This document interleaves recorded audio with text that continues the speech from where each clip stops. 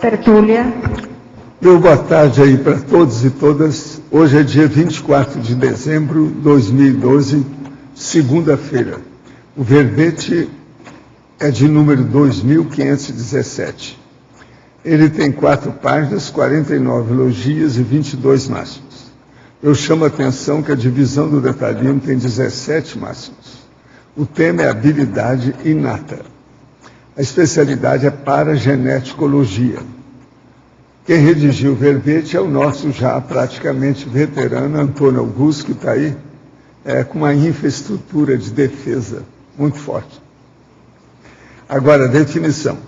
A habilidade inata é a aptidão, competência, destreza ou faculdade adquirida e desenvolvida pela consciência em retrovidas ou em períodos de intermissão, manifestando-se espontânea e naturalmente na ressoma intrafísica atual.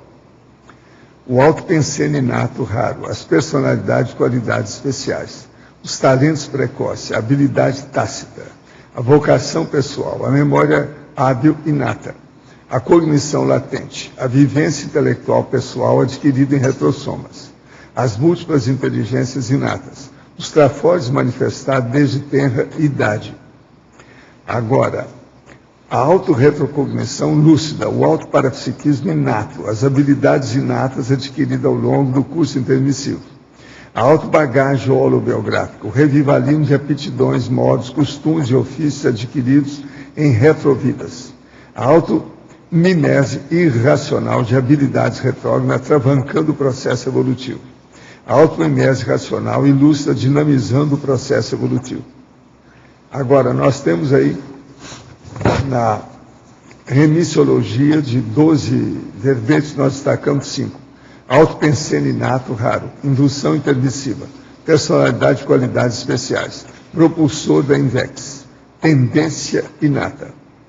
Agora, a frase enfática. A recuperação das habilidades inatas úteis e cosmoéticas desde a juventude constitui potente dinamizador da autoevolução, favorecendo a aplicação dos trafores rumo ao complexo. Você já identificou as habilidades inatas pessoais? Quais proveitos evolutivos e cosmoéticos vem obtendo com tais trafores?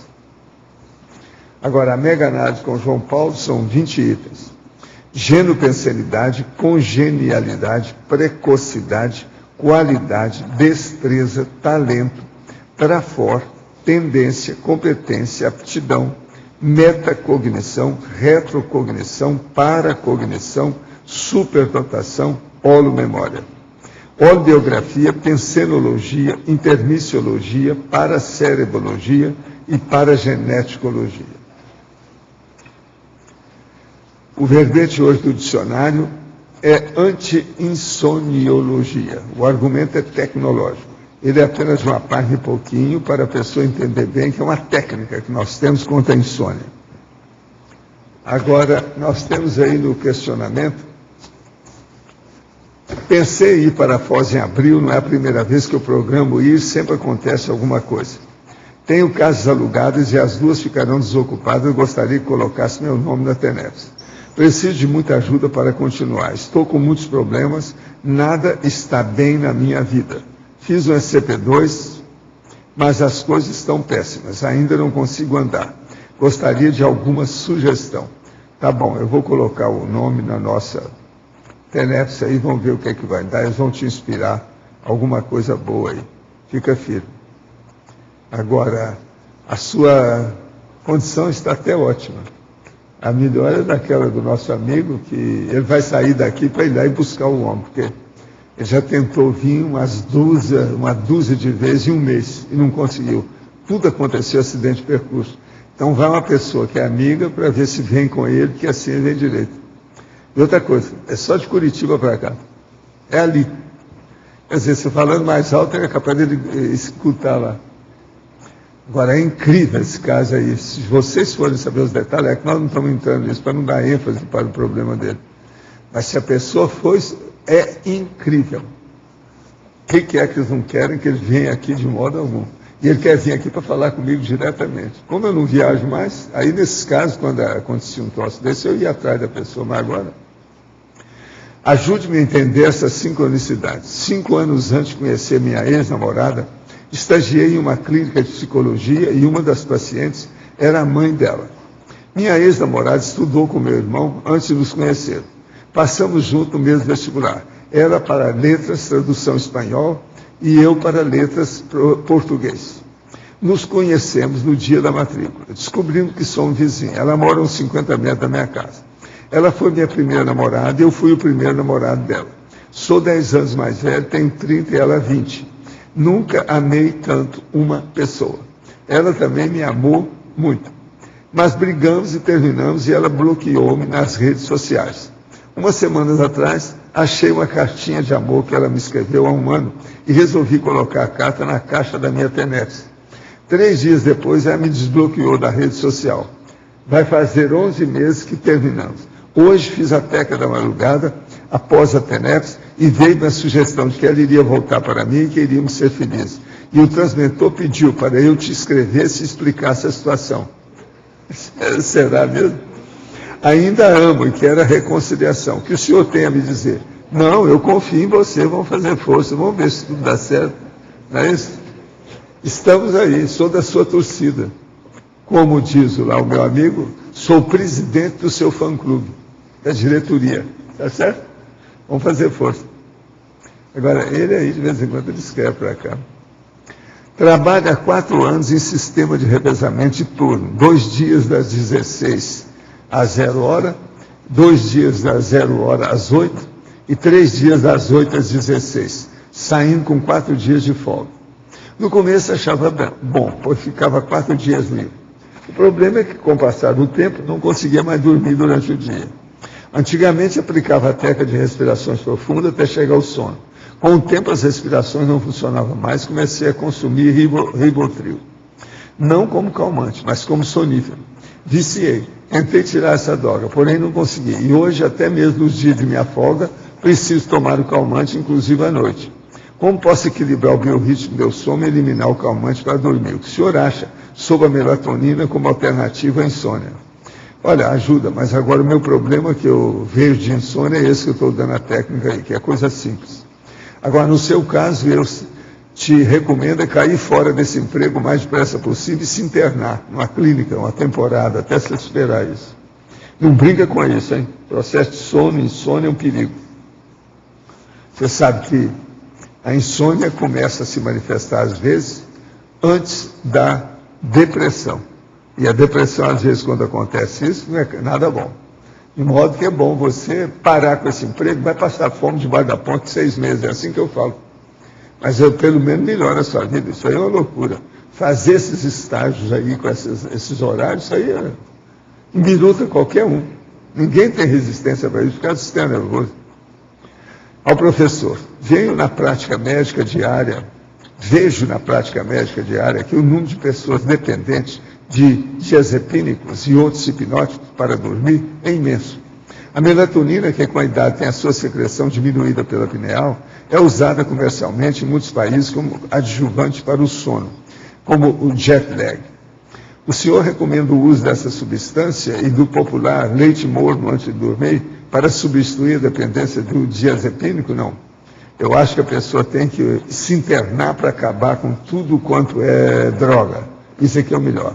E a melatonina, ela é boa para um lado, mas piora para o outro. Tem que ir com calma. Muito cuidado com melatonina. O que é engraçado é que um falou sobre melatonina antes do outro aí. Eu já preciso ter cuidado. Agora, ao verbetógrafo, professor Antônio Augusto. Na definologia, página 12, segunda linha, há maneiras de se diferenciar quando certa habilidade inata foi adquirida em retrovidas ou em período de intermissão, o imprinting intermissivo?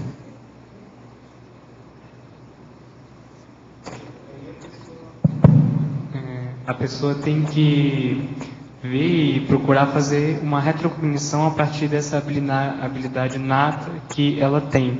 Por exemplo, se é uma coisa que foi utilizada no passado, em outros períodos da história humana, o que tem relação com o passado dela, ou uma coisa que ela pensa que foi no curso intermissivo, ou que ela adquiriu em períodos de intermissão. Tem várias diferenças que a pessoa mesma ela pesquisa, se tem parte da história pessoal dela, se ela adquiriu no período de intermissão, vai de pessoa para pessoa. Na parafatologia, página 2, terceira e quarta linhas. Como otimizar o revivalismo de aptidões, modos, costumes e ofícios adquiridos em retrovidas, desde que cosmoéticas e interassistenciais?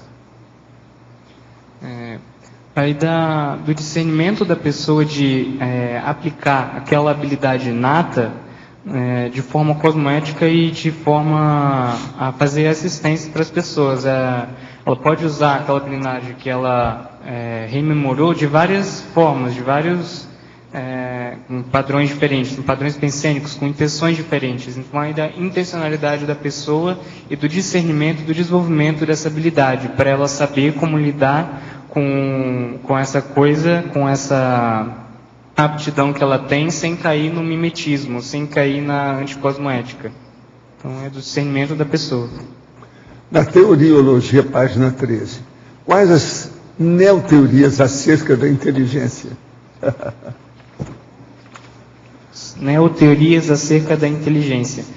Então, tem vários estudos sobre vários tipos de inteligência que a pessoa tem. Por exemplo, a própria metacognição, que eu cito aqui na patologia, que é a pessoa aprender a aprender. Então, é uma coisa avançada que a pessoa pode rememorar e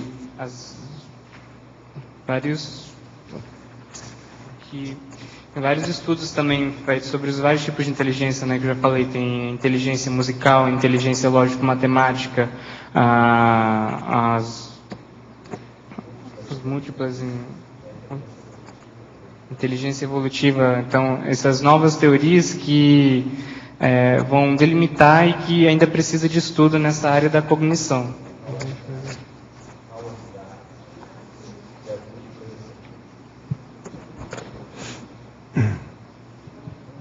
Só para contribuir dentro disso que você está falando, né, o que pesquisou bastante foi o Howard Gardner, das múltiplas inteligências.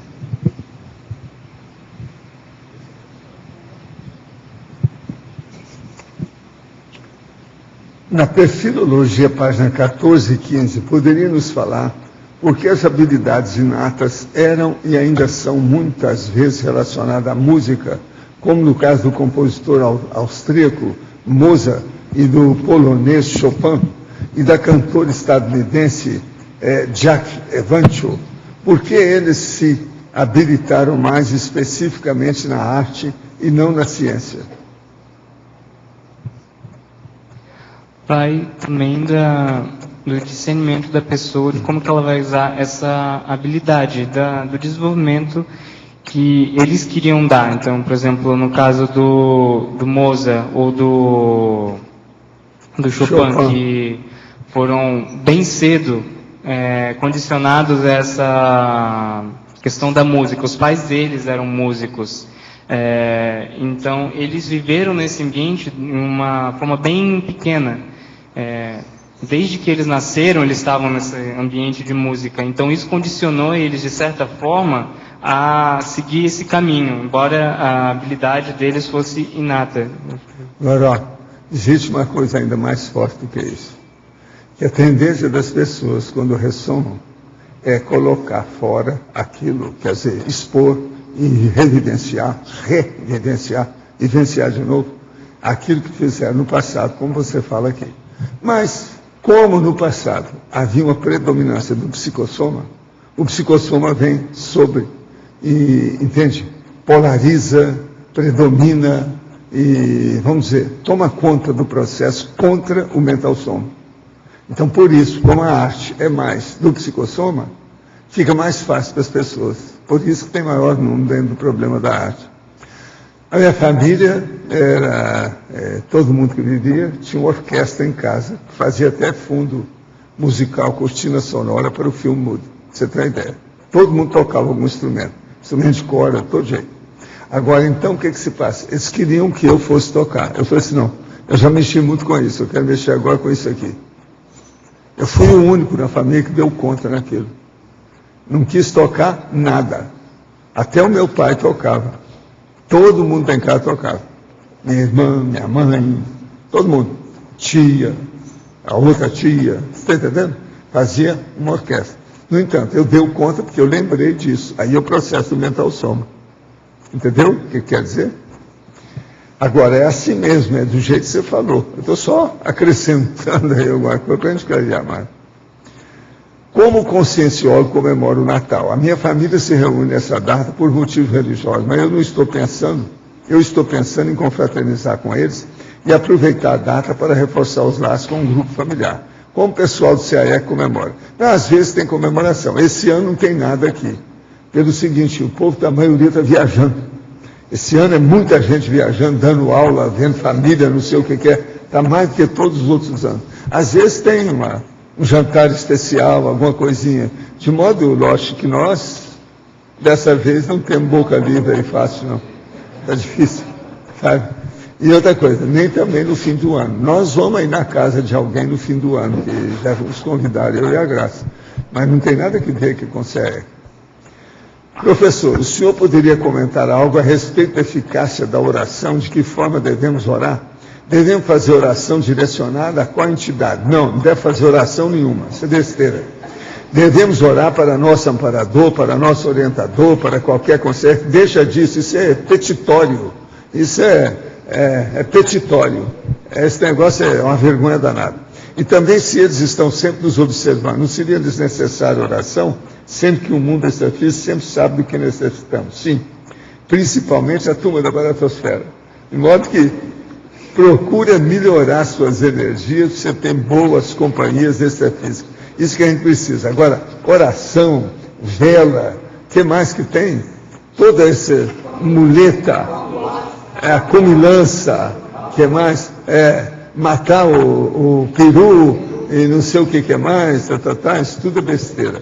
Abra o olho com isso tudo. Professor, iniciei a TENEPS há pouco mais de tempo, 3 meses. Entretanto, sinto uma forte sugestão para escrever um livro. Todo o roteiro, enfoque e conteúdo estão na minha mente, está estreitamente relacionado com a conscienciologia. Minha única dúvida é o pouco tempo que tem na prática da TENEPS, mas estou disposto a trabalhar na ideia e contribuir de um jeito ou de outro com o esclarecimento de quem o lê. Esse é o meu desejo. Ok. Agora, TENEPS não tem nada a ver com o que você vai escrever, não. E que é isso? Você está misturando, né? Não está certo. Está misturando as estações. Para com isso. Vamos direto ao finalmente. Vamos trabalhar com o livro. E qualquer coisa você aparece aqui, que aqui nós temos uma infraestrutura violenta, né, de escrita e de qualquer coisa nesse sentido. Agora, em parafatologia, professor Augusto, página 13, segunda linha.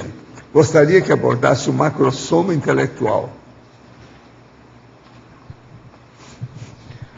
O macrosoma intelectual é aquela pessoa que recebeu o macrosoma, tem essa capacidade do corpo com regeneração celular e ela utiliza isso para desenvolver a intelectualidade dela, para produzir mais, para promover a produção intelectual dela.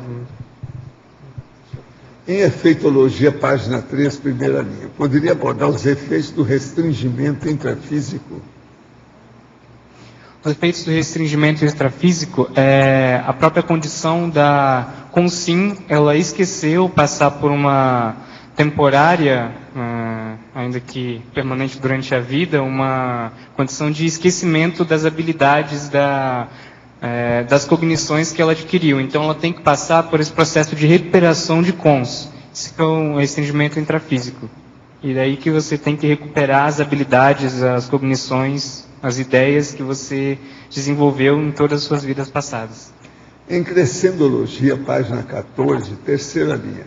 Por favor, aborde o crescendo auto-organização, memória, retrocognição. Essa pessoa, ela tem a auto-organização, ela tem a organização do pensamento, das ideias, isso facilita ela a própria memória e ainda a retrocognição, que se a pessoa ela tem a memória organizada, ela facilita isso, a retrocognição de habilidades e de ideias.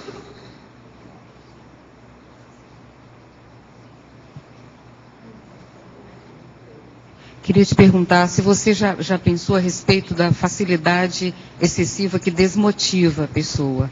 Tudo que a gente faz com muita facilidade, vem tudo muito de graça, aparentemente, porque o esforço ficou todo para trás já, a pessoa tende a não valorizar e acaba complicando ao invés de ajudar. Você pode comentar isso aí, como que você vê?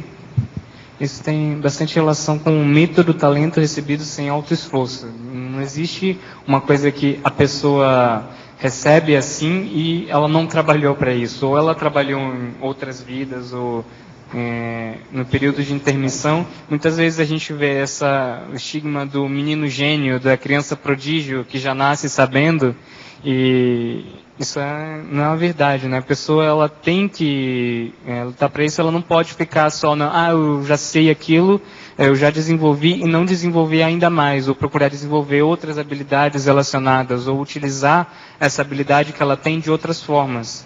Então a pessoa, ela já fica com essa questão de eu sou um gênio, eu não preciso desenvolver isso, não preciso desenvolver outras coisas, ela fica nesse estigma, ela travando a evolução dela. Você tem, assim, alguma sugestão para esse caso de pessoas multidotadas, polivalentes, que têm facilidade para praticamente tudo, para elas não caírem ou na dispersão ou na falta até de autovalorização do esforço feito anteriormente, que ela não fez agora, mas já fez antes. A gente vê que há muita autodesvalorização da qualidade já adquirida, como se aquilo já não tivesse mérito nenhum. E o mérito é justamente ter adquirido, porque foi feito, aquilo não foi milagre, não foi geração espontânea. Então você vê assim alguma conduta que possa facilitar para a pessoa não cair ou na desmotivação e na desvalorização, ou então nisso que você fala, que é uma certa arrogância, no sentido, bom, isso aí eu já sei, não preciso aprender mais nada. Justamente a questão da pessoa, ela procurar se valorizar e procurar desenvolver ainda mais aqueles trafores que faltam para ela, os trafais, né?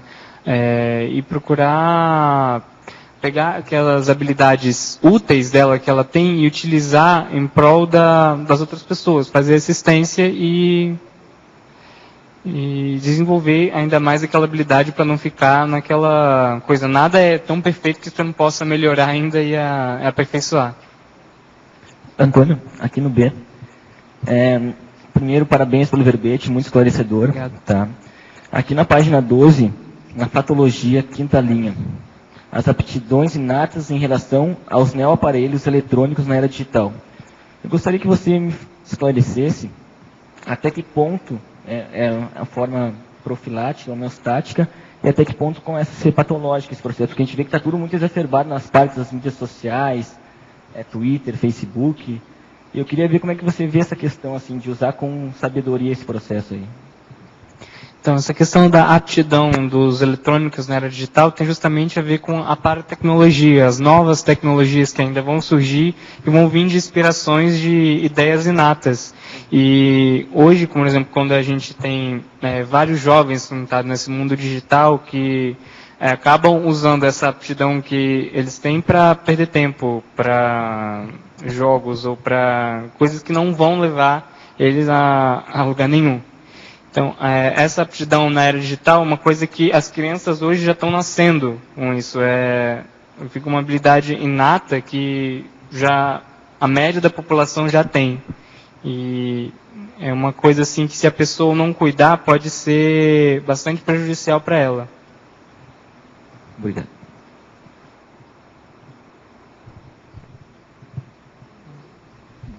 Oi, na exemplologia, você colocou o segundo aí, habilidade nada mediana, a superdotação nas ciências exatas. Por que você elegeu as ciências exatas?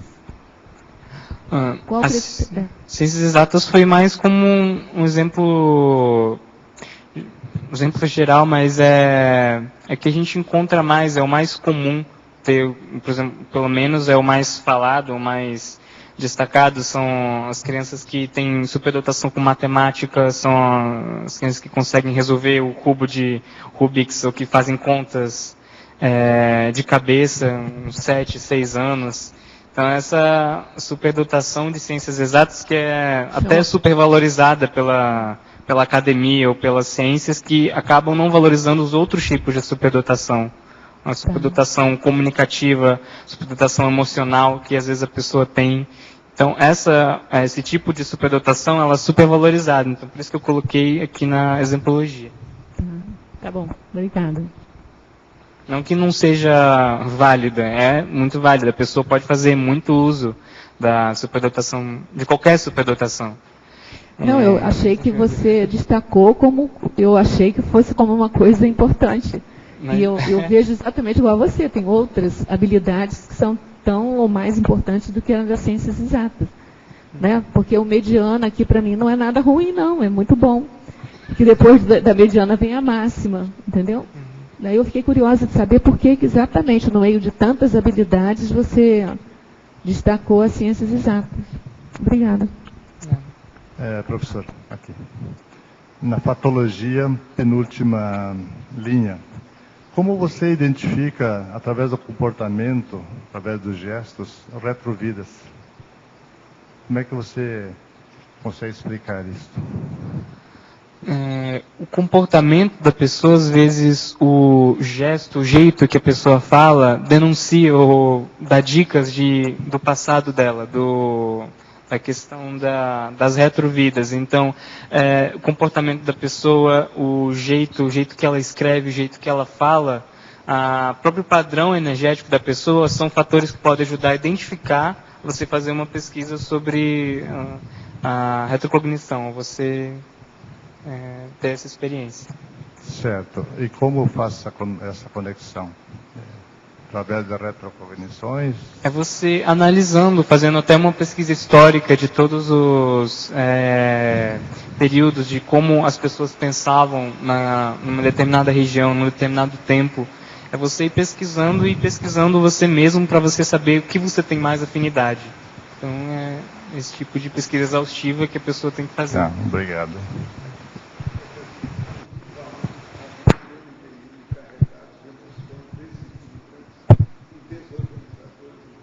Essa organização e focalização de metas.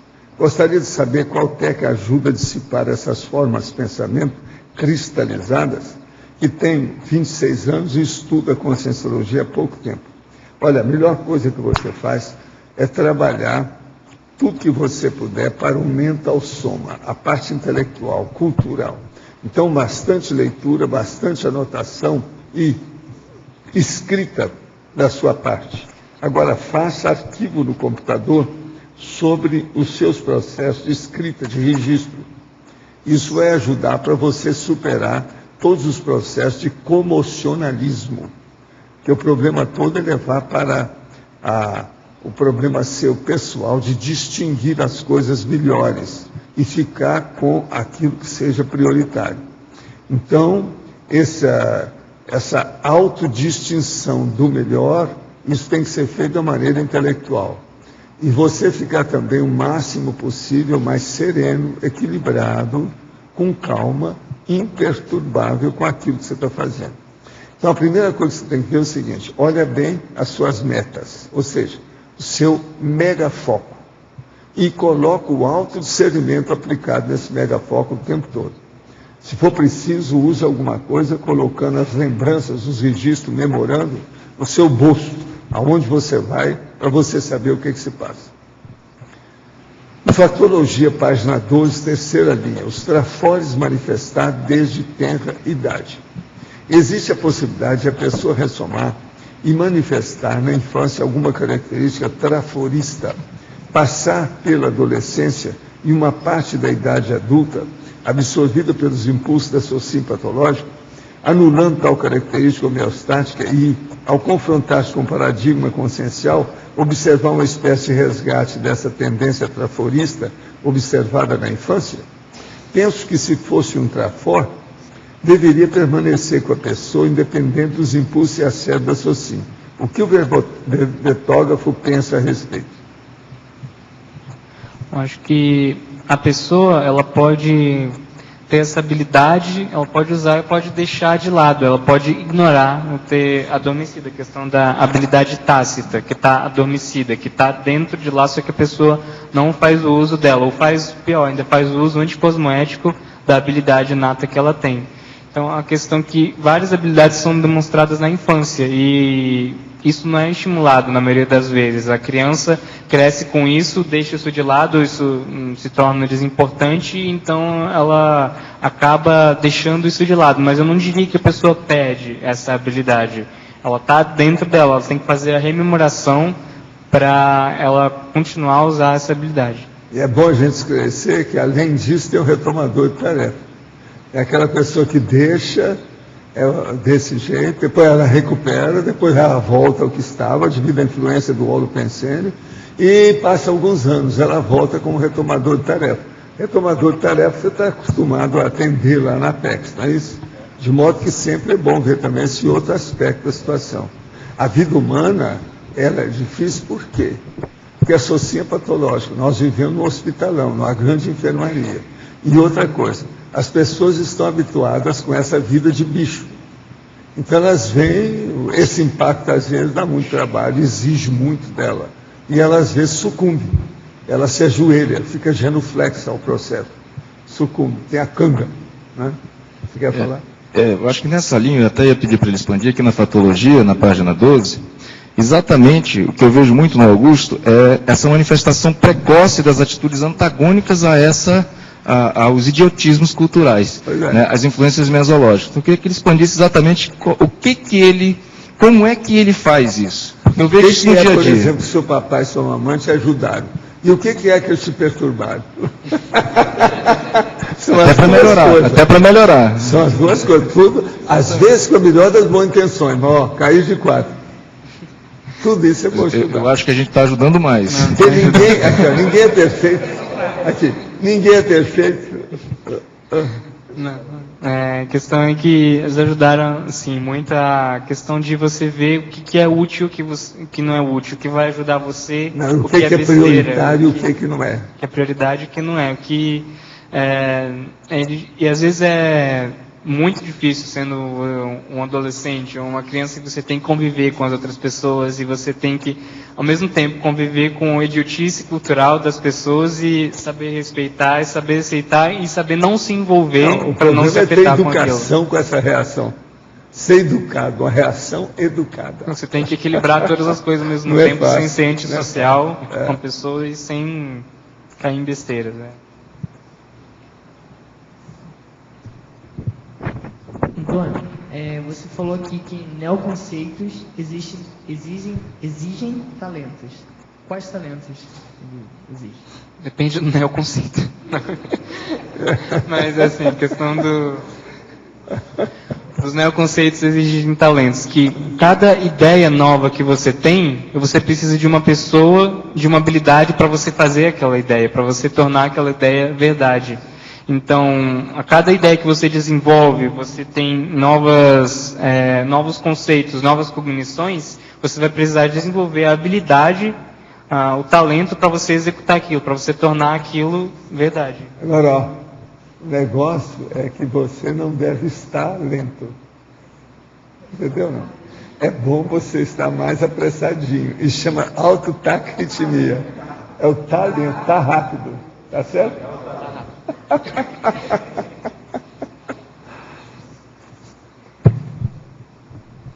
Antônio, aqui no detalhismo, o sinergismo, cognição útil, discernimento, cosmoético, comunicação clara. Você poderia explicar um pouco mais? A cognição útil, discernimento, cosmoético e comunicação clara. É questão de você ter essa cognição, a ideia, o pensamento, as sinapses úteis, que vão te ajudar, que vão ser assistenciais, o discernimento de você usar essa cognição de forma cosmoética e a comunicação, você fazer a assistência, fazer atalhos de forma clara, usando essa cognição de forma cosmoética. Então, há um trinômio.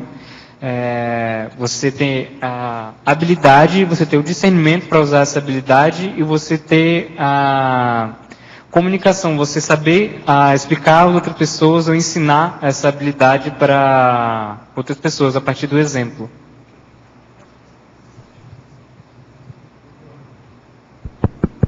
Antônio, aqui na página 14, na trinomiologia, o trinômio intelecção, cognição e ousadia. Você poderia ampliar um pouquinho?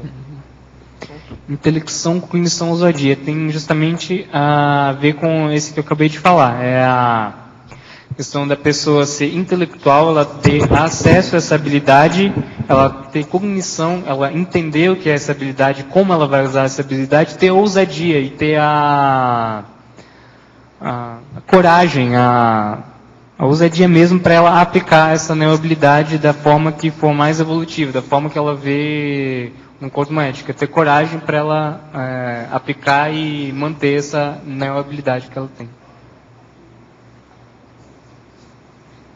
Antônio Augusto, aqui no ar. Patrícia, aqui no ar. Você aprendeu com muita facilidade os conceitos da taxologia das várias tecas da holoteca. Nesse caso, quais as habilidades inatas que você mais identificou para esse trabalho? A questão da holoteca, da questão de você da taxologia organizar os pensamentos dos próprios táxons gregos que eu identifico com facilidade. Então, a própria questão de você dividir todos os objetos, todo o conhecimento humano em várias categorias ou definições diferentes, é uma coisa que chamou muita atenção para mim e é uma coisa que eu me dediquei bastante a estudar. Então, basicamente é isso. Antônio, aqui, ó. Aqui, Antônio. Em binomiologia, o binômio rapport-automimese. Rapport-automimese. Você fazer o rapport, você fazer a conexão, a ligação com aquela habilidade inata que você adquiriu em outras vidas e você repetir aquela habilidade, fazer o revivalismo dessa habilidade na sua vida. Então, são duas coisas. Você tem que acessar e aplicar essa habilidade que você já aplicou em outra vida. Rapport-automimese. Tem mais uma também. Na principiologia, o princípio da autobagagem cognitiva, sobreviver às dessomas. É justamente esse princípio de que nada que você aprende, que você conquista pela sua cognição vai ser desperdiçado. Tudo você carrega com você na sua ficha pessoal, na sua bagagem holobiográfica, que dura durante as vidas. Então, tudo que você aprendeu, que você viveu, está disponível para você usar. Só falta você ter cognição, o paracérebro, para você poder usar aquilo e aplicar na sua vida. Antônio, aqui no ar, aqui. Eu queria saber aqui na frase enfática, a questão, você colocou a recuperação das habilidades inatas.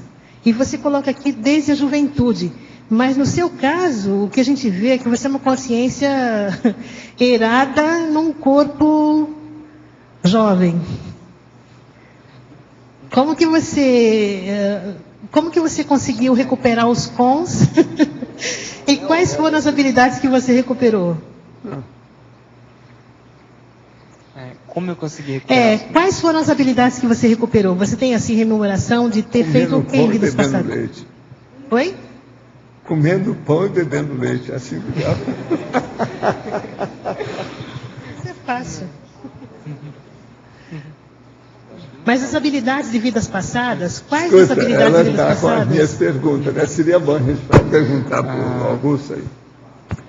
Parabéns pelo verbete. O que inspirou você a redigir esse verbete? Qual a sua experiência quanto a esse assunto? Como você se sente defendendo o verbete?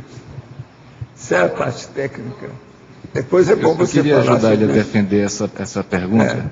Eu acho assim, a gente tem muito amparo, e ele tem muito amparo. E desde pequenininho, até uns fatos curiosos, ele tem uma habilidade musical, né? Isso todo mundo já sabe, dentro da CCI, todo mundo sabe disso. E eu fui músico, eu tive também formação musical. E desde que ele estava no útero, ele ouvia músicas de grandes compositores, músicas selecionadas, não ouvia qualquer coisa. Mas o nível dele transcende esse nível da música. Você que conhece a história, você não acha? Mas, o que eu quero colocar é que ele tem, não foi só isso. Não estou falando que é influência. Estou falando, na realidade, é que ele teve amparo para também ter os estímulos necessários, né, nesse aspecto. Então, e a questão é você utilizar... A mesologia ajudou, a família nuclear ajudou, papai e mamãe ajudaram. É a questão de você utilizar... reticência. Ou seja, série de condições. Pode ser o caso de ele atraiu isso, na verdade. Ele atraiu o processo. Tá e ótimo. A Próspera vai dar um conta igual eu. Tá ótimo, então. Também é a questão de você saber utilizar essa habilidade como propulsor de outras habilidades, ou você fazer conexão. Por exemplo, você usar, por exemplo, a música só como meio de arte, ou de você ter aquele arrogância, ou como você utilizar como recurso cognitivo, você aprender a música a comunicar com as pessoas, a você desenvolver o próprio cérebro, o raciocínio que desenvolver um instrumento traz. Então você pode, a partir disso, aplicar e desenvolver vários tipos de habilidades com outras habilidades. Então essa questão da habilidade, ela desenvolve outra, que desenvolve outra, e você tem aquele arsenal de habilidades para você usar. No caso da música, desculpe, no caso da música, educar a sensibilidade já é uma boa coisa. Depois, educar o ouvido é uma outra condição. Então, a pessoa pode ir aprendendo por aí. Diretamente de Montmartre para Foz do Iguaçu. Mas, Antônio Augusto, aquela pergunta que a Patrícia te fez, né? Você também trouxe, assim, de alguma maneira, a recuperação do raciocínio classificatório. E isso é mais da ciência também. Então, né, eu acho que tem várias coisa que eu considero assim mais séria aí. É a recuperação da habilidade de recuperar habilidades. Coisa da metacognição, de você aprender a aprender, de você aprender a recuperar essas cognições mais fácil na próxima vida. Então, uma coisa que estou estudando que é muito útil no processo evolutivo, você ter a capacidade de você recuperar com facilidade e lucidez as diversas outras habilidades, aptidões que você desenvolveu. Professor, aqui. Nessa sua pesquisa, você viu alguma correlação entre a duração da intermissão e a capacidade da consciência de apresentar essas habilidades inatas? Hein? E a intermissão mais longa ou mais curta interferiria nessa condição? Eu acho que nesse caso depende de muitos fatores, de várias pessoas, porque o tempo, né, no extrafísico não é exatamente como o tempo no terra. Não sei se o professor Valdo tem alguma coisa para dizer nesse sentido. Não, está bem. Tempo de intermissão. Você está respondendo tudo, a altura da situação é por aí mesmo. Agora, o nosso Camilo Castelo Branco aqui falou um negócio que há pouco tempo eles estavam perguntando aqui sobre o processo da conscienciologia. Nós estamos com o Jubileu de Prata, né? Então ele diz o seguinte: os grandes pensamentos têm 50 anos de incubação nas entranhas da sociedade. Então precisa de mais 25 para ver o que é que vai dar com a conscienciologia. Tá certo? De modo que é isso. Até lá eu confio nos Antônio Augusto da vida, etc. Tal, e em vocês também, para ver o que vocês fazem com isso. Esse é o caminho. Professor Valdo, sim. Aqui no ar, na página 48, sim. Esse autopensenologia, eu queria entender essa última frase. Como que a gente diferencia quando a pessoa... Saiba viver com os seus pensênios? Por exemplo, quando a pessoa vive bem com os pensênios e quando ela não vive bem com os pensênios. Ela não vive bem na hora que ela não gosta de si. Na hora, por exemplo, que ela tem autocorrupção. Na hora que ela tem autoassédio. Na hora que ela se deixa levar por algum vício. O fumo, por exemplo, álcool, tóxico, coisas desse sentido. Por exemplo, o processo de comer desbragadamente e aumentar a obesidade. Tudo isso mostra que a pessoa, ela não vive bem com seus pensamentos. Agora, como é que ela pode melhorar isso? A autorreflexão de 5 horas, aquela técnica, para a pessoa ver o que quer que se passa. Agora, a primeira, ela tem que localizar e ver o mega foco daquilo que está prejudicando mais a vida dela. E ela, então, começar a pensar naquilo.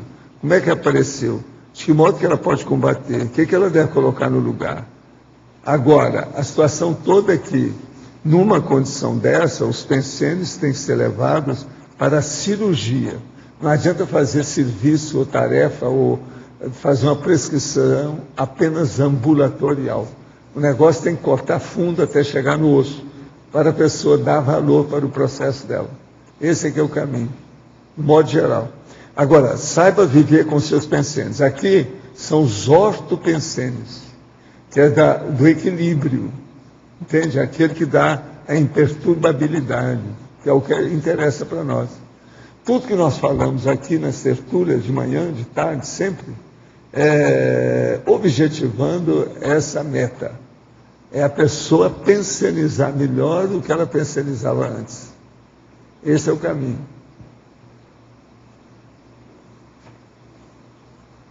Antônio Augusto. Tem outra aí, professor? Ontem no Globo Repórter apareceu um menino com 6, no Fantástico, desculpa, um menino com 6 anos, você viu isso? Ele foi alfabetizado aos 5, com 6 anos ele já leu 600 livros, hoje em dia ele corrige os professores em termos de gramática. O que você podia comentar alguma coisa sobre isso para a gente? Um dos casos, né, de superdotação precoce dessa criança, ela surpreendeu os pais que ela leu já 500 livros em um ano. Em um ano ela leu 500 livros. Ela procurou todo dia, traz 3 livros da biblioteca e ela conta que esconde os livros debaixo do travesseiro para ler à noite, escondido dos pais. E é um dos casos de superdotação da criança que recuperou essa habilidade cognitiva. O menino fala perfeitamente bem, né, por causa da leitura dele. A fala dele é articulada, a cognição dele já é avançada para essa idade, então é uma habilidade que a ciência convencional tenta explicar e não consegue cair nessa questão que é a habilidade inata, coisa que ela adquiriu em outras vidas. E foi impressionante que como essa habilidade desenvolvida vem facilitando várias outras habilidades, né? A musical, a de entender as coisas, o menino se expressa com uma facilidade incrível, né? Muito interessante. Professor, inúmeras pesquisas científicas confirmam os benefícios da meditação sobre as funções cognitivas. Em sua opinião, a meditação pode ajudar no autoconhecimento e no autodomínio da vontade? O que a Conscienciologia acha dessa prática? Não, nós achamos que ela é uma prática boa, mas é primária, tem coisa muito mais avançada do que isso. A gente já falava todo sobre o processo desse laboratório que nós temos da imobilidade física vígil. É muito superior, é mais ou menos a mesma linha da meditação. Agora, tem a autorreflexão de 5 horas, então, que é mais superior ainda a isso tudo. Agora, o que nós chamamos na questão é o domínio da vontade, que é a maior força da pessoa. Agora, por exemplo, a própria parapsicologia, tem gente que acha que até hoje a única coisa boa que a parapsicologia fez foi o seguinte: ela dá valor para o pensamento positivo. Então, o pensamento positivo é que é a base de tudo isso. Se a pessoa pensar positivamente, tudo caminha bem. É aí que é o processo de meditar, refletir, pensar, pensionizar, ajuda. Agora, todos esses problemas todos de muita meditação aí, eu acho que isso tudo ainda é primário. O problema da imobilidade física vígil é muito superior a isso. Professor, dada a nossa condição social atual, existe a possibilidade da reorganização falhar e entrar numa era mais sombria, o retorno de uma era primitiva? Poderia comentar? Eu não acho. Eu acho que tem alguns altos e baixos de arranca-rabo durante o período de transição. Mas a hora que isso aí foi decidido e o processo está na base de serenões, isso fica irresistível, não tem jeito. Isso não vai voltar para trás. Isso aí é igualzinho o negócio lá de 1945, 46, que o mundo ia acabar. Até hoje tem gente falando disso. Agora, faz 3 dias aí tinha gente falando essa besteira. O que tem nessa vida de gente doida não está no gibi, lembra-se disso. Nós vivemos no hospitalão psiquiátrico. Então vai devagar com esse negócio. O retorno de uma era primitiva existe dentro das consciências. Consciências ignorantes, isso sempre tem. Mas agora, do ponto de vista geral, eu acho muito difícil pela atual situação, porque tem serenões atrás da transmigraciologia, atrás da era dos serenões, atrás da reurbanologia. Então, isso veio para ficar. Agora, é lógico, nós estamos passando uma fase de altos e baixos. O negócio só vai melhorar daqui não sabemos quando tiver um Estado mundial nesse planeta. Álvaro Bertola. Ricardo Domecq vem de uma família de músicos da Sinfônica e reconhecidos. Ele mesmo conta que sua vida decorreu entre artistas e poetas. No entanto, ele se converteu num médico investigador, cientista, positivista, agora diretor de um laboratório da Universidade de Stanford, junto com o recente Prêmio Nobel de Medicina, Shinya Yamanaka. Como você relaciona essa genética e paragenética artística criativa com o desenvolvimento da investigação positivista? A questão artística, a arte, ela pode ajudar de vários sentidos a criatividade, a associação de ideias. Então, se a pessoa souber utilizar essa habilidade que ela desenvolveu, se ela for em outras vidas músico ou artista, nessa vida, ela pode usar essa habilidade de forma racional, de forma mental somática. Então, tem, por exemplo, num livro chamado Alucinações Musicais, do psiquiatra Oliver Sacks, ele relata vários casos relacionados à música. E um desses casos é de uma pessoa que tem o chamado ouvido absoluto, que é uma condição fisiológica que a pessoa consegue distinguir tons e semitons com facilidade de qualquer som. E essa habilidade, ele está contando, que condicionou essa pessoa a ter uma carreira musical, mas não era o que ele queria.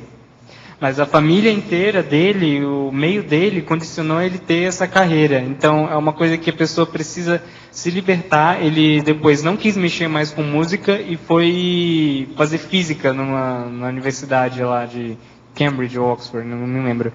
Mas, então, a pessoa ter esse discernimento para saber utilizar a habilidade que ele tem de forma que é mais evolutiva para ela mesma. Tem uma habilidade que aparece em certos documentários, que é justamente a pessoa que vê o som. O som tem cor. Então ela reconhece o som através das cores do que ela vê da clarividência, né? Então essa questão também da habilidade sinestesia parapsíquica junto com a outra habilidade. Mas eu queria te falar também da questão da produtividade. Há estudos de superdotados que se tornaram pessoas absolutamente medíocres na vida adulta.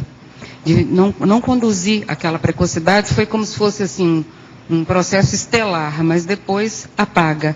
Então a gente vê também que a condução da produtividade da pessoa genial é importantíssimo, porque há gênios ociosos que são extremamente conflitivos e personalidades até patológicas, porque elas não conseguem desembocar num processo criativo de produzir nada. Então, quando ela não vê a produtividade, não adianta nada para ela ser chamada de gênio, de precoce, de polivalente, de sei lá o quê, porque se ela não vê. Então, eu vejo que a adoção da escrita do verbete pode ser uma excelente solução para jovens superdotados, que não sabem onde vão aplicar tanta coisa que sabem, mas não conseguem ter um megafoco em quase nada, porque é próprio da juventude um processo de dispersão maior.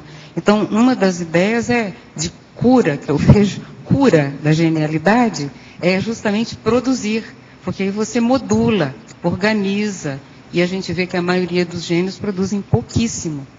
Esses gênios muito precoces. As obras são mais raras. O que você acha disso? Eu acho que isso é a definição da vida de Mozart. Mozart morreu com 35 anos. Ele não aguentou, ele praticamente implodiu. Ele não aguentou tanta a produção dele, acabou por matar ele mesmo. Isso é patológico. Então, se a pessoa não tiver esse discernimento para estar sempre produzindo e aplicando, canalizando essa genialidade dele, acaba por desperdiçar a própria vida. E muitas vezes essa autocombustão da vida, ela existe em função do dinheiro. Por exemplo, a encomenda de trabalho para aquela pessoa, né? Balzac viveu assim. Sob encomenda, livros sob encomenda, aquele tempo todo, aquela produtividade também que queima a saúde da pessoa e joga tudo no buraco.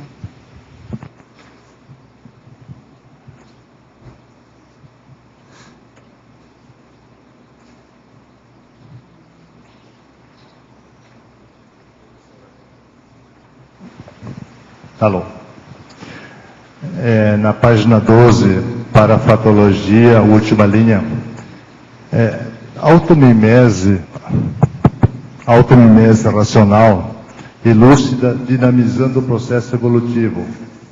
Achei interessante isso, porque até pensei que a automimese nem sempre é evolutiva. Sim. Pode. Nem sempre, até coloco aqui automimese irracional de habilidades retrógradas. Então, é você utilizar essa habilidade, por exemplo, a questão da música. Você não utilizar para você ser um artista, mas utilizar para ajudar a sua cognição, a ciência. Então, é você saber utilizar essa automimese, você não cair na automimese de traços fardos que vêm junto com aquela habilidade. Você fazer a automimese dos trafores. Das habilidades que vão te ajudar. E você saber como utilizar essas habilidades de forma que elas vão te ajudar, de forma que vão ser evolutivas, assistenciais e cosméticas. Então, a automimese, ela pode ter essas duas características. Ela pode atravancar a sua evolução, você está repetindo uma coisa que é retrógrada, que é do passado, que não vai te ajudar, ou uma automimese lúcida, racional, cosmética, que você vai ajudar a sua evolução. Perfeito.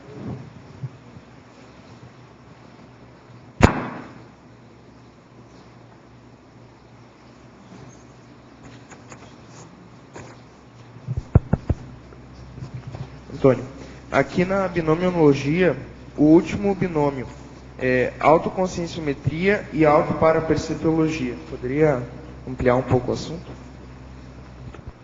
É a questão de você estar se avaliando, você estar sempre consciente das características pessoais, do que você tem, da sua condição como consciência e de você perceber essa condição. Então, a autoconscienciometria e a autoparapercepção. É você aplicar esses dois aspectos no desenvolvimento da sua habilidade inata. Você fazer a mensuração e você está percebendo, está todo o tempo ligado no que está acontecendo, está todo o tempo conectado com aquilo.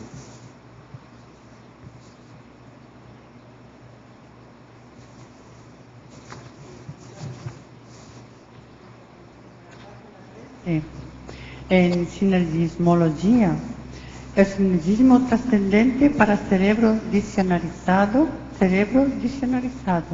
Que você pode clarear isso? O sinergismo para cérebro dicionarizado é a questão dos vocábulos, das ideias que você adquiriu, que estão no seu paracérebro, no seu conjunto de pensamentos do extrafísico, de todas as vivências que você vai fazer sinergia, você vai juntar, você vai rememorar para a sua vida, para o seu cérebro atual. Então você fazer essa conexão, você juntar todas aquelas vivências, aquelas memórias do seu cérebro para esse cérebro atual.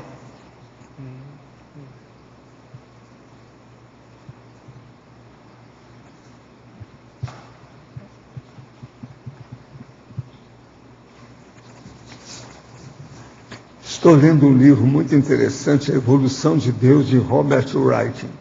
Tem muito que a ver com as ideias da conscienciologia e sobre a desmitificação de todas as religiões e suas técnicas de manipulação. O mesmo pertence à conscienciologia? Se não for, existem movimentos conscienciológicos ou parecidos à conscienciologia espalhados pelo mundo? Vamos estudar, né? Eu não sei. Agora, esse livro, A Evolução de Deus, Robert Wright, já viu isso? Não? Tá, arranja isso para nós. Não, é livro. A Evolução de Deus. Aqui, ó. Olha aí, que assim a gente vai ver, pode ficar com isso. Vamos examinar e ver quem é esse cara. Para ver como é que é. Você sabe que tem até aquele padre que levou para a universidade esse processo da conscienciologia. Sem eu saber, eu fiquei sabendo depois. Uma vez saiu a notícia no jornal. Aí eu vi. Ninguém sabe. Então, nunca se sabe, né? Vamos ler.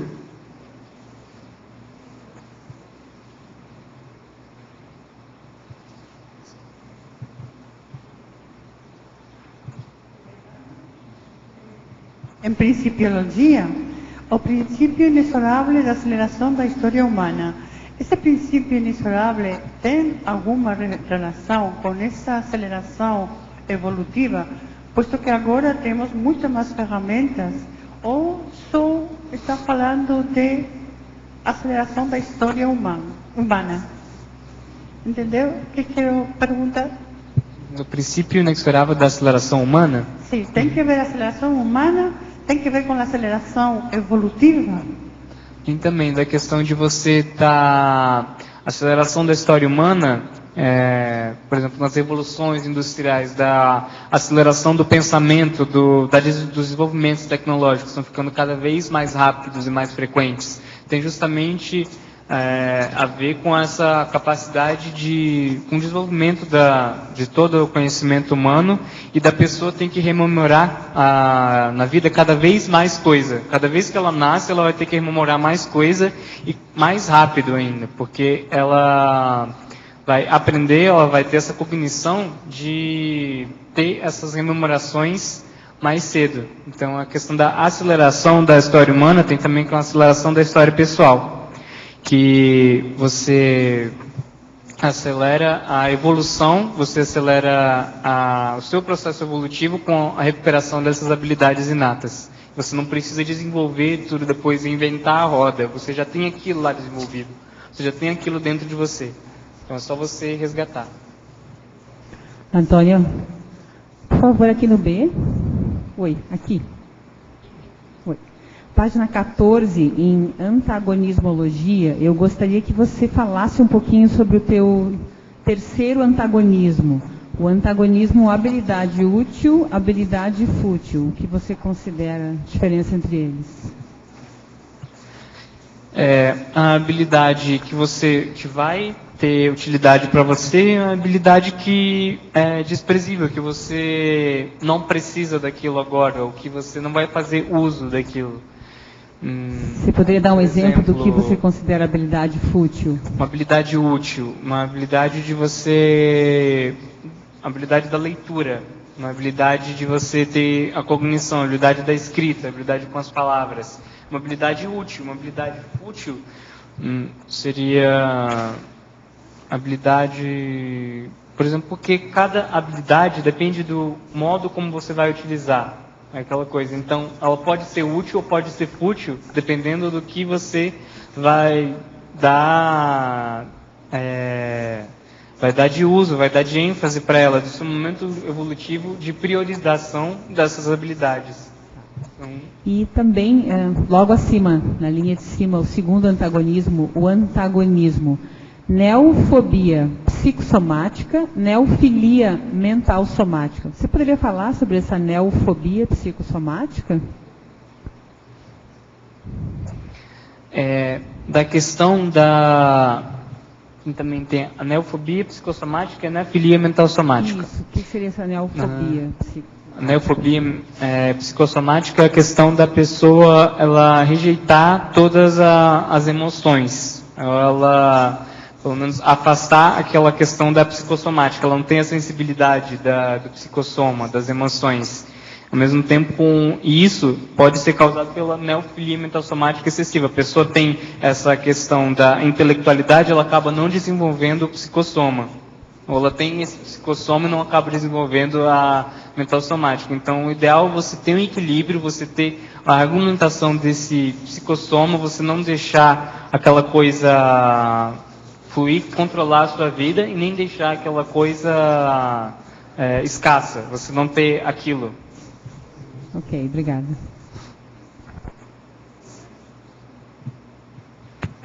Professor Valdo, sim, aqui no B, na sua frente. Eu gostaria de saber como é que foi essa questão que, desde cedo, o senhor sempre teve essa questão de um mega projeto, ou as coisas foram acontecendo naturalmente? O problema todo é a retrocognição. Agora, o que é uma autorretrocognição?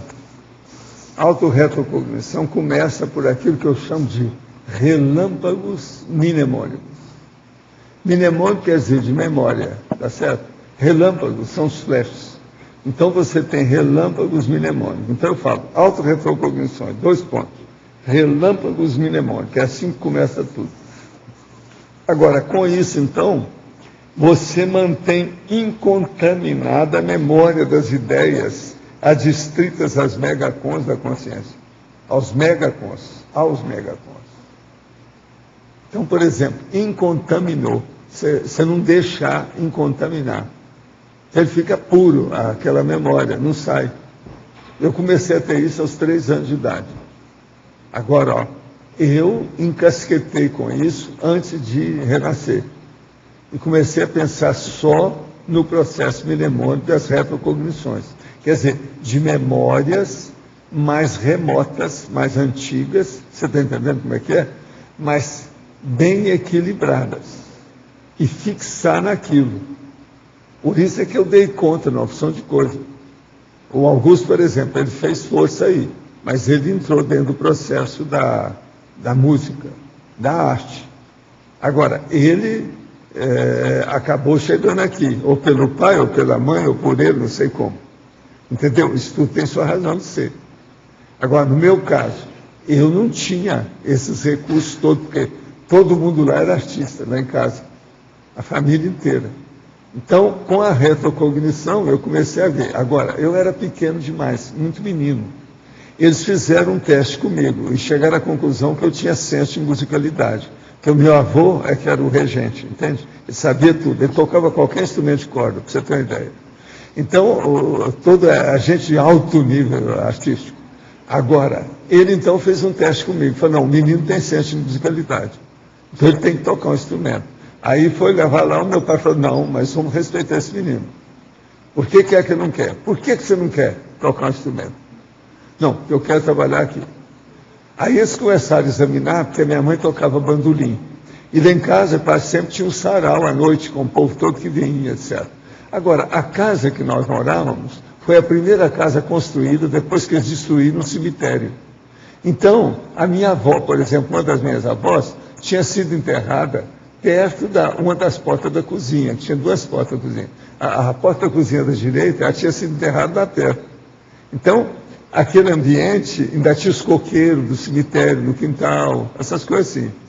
Então, a minha mãe começava a tocar a música, mas música que o povo pedia. Saudade do Matão, a Valsa da Morte, que eu não sei se você conhece a Valsa da Morte. Então, coisa muito... tudo, mas tudo chamando a atenção dos mortos no cemitério. Então, eu pequenininho via os caras tudo chegando fora do corpo lá, na hora que ela começava a tocar o bandolim. Então, eu chegava lá, com todo amor e carinho, pegava o bandolim dela e escondia no quarto. Eles falavam, então, que era ciúme meu da mamãe. Você está entendendo? A minha irmã mesmo lembra disso, que ela viu. Agora, ó, eu tinha 3 anos de idade. Aí um dia eles foram lá falar para mim, porque viram a segunda reação que eu tinha com isso. Por que a hora que esse povo começa a tocar e a cantar aqui, com essas coisas, você vai para o quarto? Eu falei assim, eu vou porque eu já perguntei aí, me falaram que é só eu que vejo esse povo, ninguém está vendo. E eu não me sinto bem com essa turma que aparece. Mas eu falei assim, quem é esse povo? Aí eu fui contar como é que era. Agora, o melhor da história, uma das personagens extrafísicas que eu contei, eles identificaram. Tinha morrido e tinha sido enterrado lá nesse cemitério mesmo, estava lá, tudo zumbi, lá passando o negócio. E eu senti aquilo tudo. Então, isso tudo criou uma onda muito grande a meu respeito. A minha mãe, então, que era professora, começou a me ensinar a ler e escrever. 4 anos eu já dominava perfeitamente leitura, escrita, fazia correspondência, resolvia carta enigmática, charada, odiava 4. Entendeu? Comecei a assinar tudo quanto era revista que me interessava, inclusive gibi, tico-tico, essas coisas todas. Então isso defasou o negócio, porque o meu pai falou assim, já que o menino não quer tocar um instrumento, vamos pôr leitura nele, livro nele, vamos dar um jeito. Aos 9 anos eu montei a minha biblioteca, porque eu já tinha muito material aos 9 anos. Aí eu comecei a montar a biblioteca, separar os livros, adequar aquilo de acordo com o que precisava, fazer uma listagem dos livros para eu ter uma ideia. Aí começaram a me dar livro, e tudo que havia, mas a minha biblioteca já era uma holoteca. Já tinha revistas, já tinha jornais, Agora, eu gostava muito de dicionário, porque o dicionário amplia mais a sua visão, a sua ideia a respeito disso. Então, isso me ajudou demais. Agora, o que eu vejo é o seguinte, é retrocognição. É o caminho mais inteligente do processo da vida. O Augusto vai usar mais retrocognição na próxima. Você pode estar certo, você vai ver. Então, com isso, a gente recupera os cons. É o que eu estou falando aqui, manter incontaminada a memória das ideias adstritas aos megacons da consciência. Megacons são os cons magnos, aquilo que é mais importante. Agora, com isso, você mantém aquilo que a gente chama que é a baliza racional evolutiva. Tudo, então, melhora, fica diferente. A baliza racional da evolução. Entendeu? Você começa a balizar o negócio, equilibrar as coisas de acordo com o processo evolutivo. Okay. Que é o que eu tento fazer na minha vida esse tempo todo. Mas aí foram acontecendo naturalmente as coisas, foram aparecendo as demandas, o senhor foi... Como é que é? Não estou ouvindo nada. Foram aparecendo as demandas, enfim, de assistência, você não tinha desde o início já toda essa amplitude que o seu mega... Pois é, não, aí você vai crescendo já dentro de um esquema diferente. Você já tem um caminho para você estabelece uma meta, o mega foco. Eu estabeleci minha meta por aí. Entende? Agora, isso me colocou adiantado dentro das coisas. Por exemplo, eu nunca fiquei na dependência de nada, nunca tirei nota baixa nos troços que me interessavam, sempre passei na frente das coisas todas, porque eu tinha facilidade para estudar esse negócio todo lá. Entendeu? Agora, o pior é que naquela época você não podia fazer vários cursos ao mesmo tempo. Hoje já pode. Eu quis fazer, eles não deixaram. Aí eles perguntavam para mim, mas você quer fazer curso por quê? Não, eu quero fazer 3 cursos ao mesmo tempo. Eles não deixaram. Não podia. Tinha um negócio. Agora, hoje está muito mais fácil, né, o processo de estudar, tudo isso. Outra coisa, tem computador, com todo esse recurso. Eu sou uma época que na minha terra não tinha telefone. Outra coisa, um negócio que eu achava também muito esquisito, é que você não podia copiar nada. A cópia era feita na base de carbono, sujava tudo. Era um problemão. Era muita necessidade que havia. Não havia plástico. O plástico foi fundado depois, criado esse negócio de plástico depois. Entende? O negócio era cocô de vaca para poder sobreviver, porque era o adubo que havia, era o cocô de vaca. Entendeu como é que é? Não é fácil. Agora, eu vejo aí a nova geração na fartura, tudo são os desperdícios, todo mundo desperdiçado. Entende? Outra coisa, começaram a usar tóxicos, são os bobocas, né? Negócio de tóxicos, besteira grande.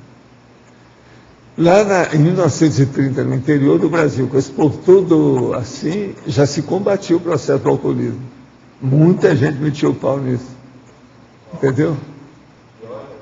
Inclusive, ontem eu estava vendo um debate que a Folha de São Paulo promoveu já há 3 anos. Você vê cientistas e personalidades defendendo a legalização das drogas, a abertura da maconha. Infelizmente, inclusive, o Siddhartha, que esteve aqui, ele é um dos grandes defensores do processo da maconha, de defender a legalização da maconha. Agora, veja, há uma incoerência aí total nessa história. O problema, por exemplo, eles querem... estão combatendo o cigarro e querem abrir o processo, legalizar a maconha. Como é que é possível uma coisa dessa? Cigarro e maconha, tudo é a mesma coisa, tudo, cada um pior do que o outro. Quer dizer, só incoerência, um processo totalmente... E o álcool entra nessa furado. Também. O álcool entra nessa também. As propagandas que fazem na TV, toda... Não é isso. E o Santo Daime, que eles deixam o negócio funcionar, tudo... Mas está cheio de bobagem, né? E o Rio Grande do Sul, que oficializou lá o chimarrão como ícone do Estado. Como ícone da cultura do Rio Grande. Isso dá câncer. Agora, tem muita bobagem. Por exemplo, vocês sabiam que incenso dá câncer? O povo não sabe, a maioria não sabe nada disso. Então, precisava de evitar isso aí. Nós estamos vivendo num lugar... num ambiente, numa atmosfera totalmente poluída. E a poluição maior é de tóxico, tem tóxico tudo quanto é lado. Por exemplo, aqui, está tudo errado aqui em Foz, esse processo, o maior erro que tem aqui, geral, é esse. Está cheio aí de produção aí, de plantação de soja dentro da cidade.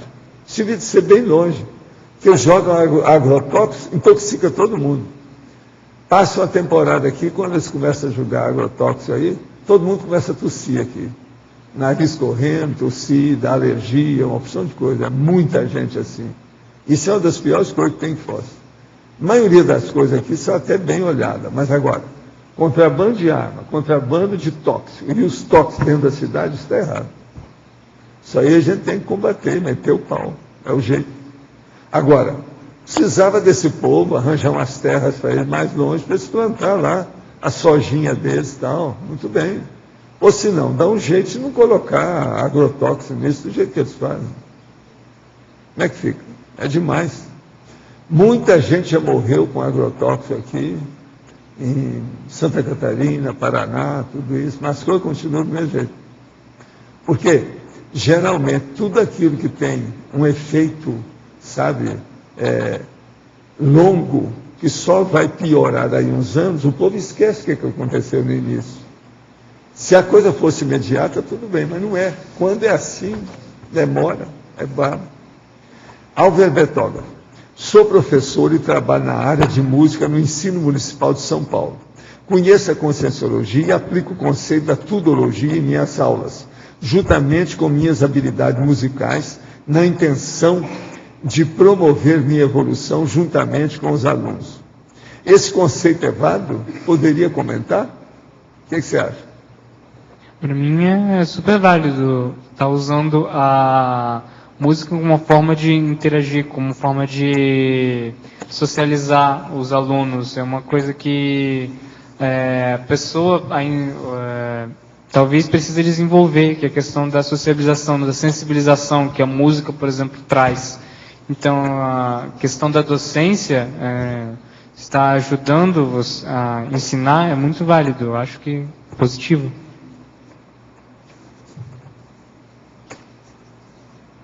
Antônio Augusto, o que você considera para o investidor o que seja de maior entrave, mata-burro, em relação ao desenvolvimento das habilidades inatas?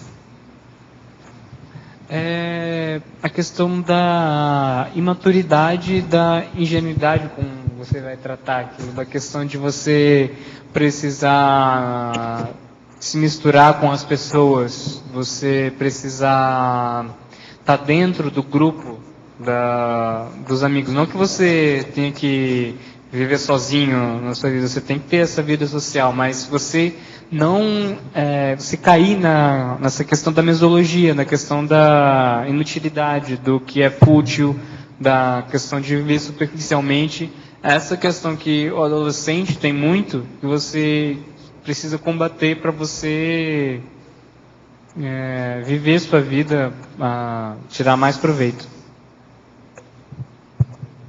Antônio, polinomiologia, o polinômio talento, cognição, perícia, qualificação. Você pode explicar? Onde? Antonimologia? Polinomiologia. Polinômio. Qual polinômio? Desculpa. O polinômio talento, cognição, perícia, qualificação.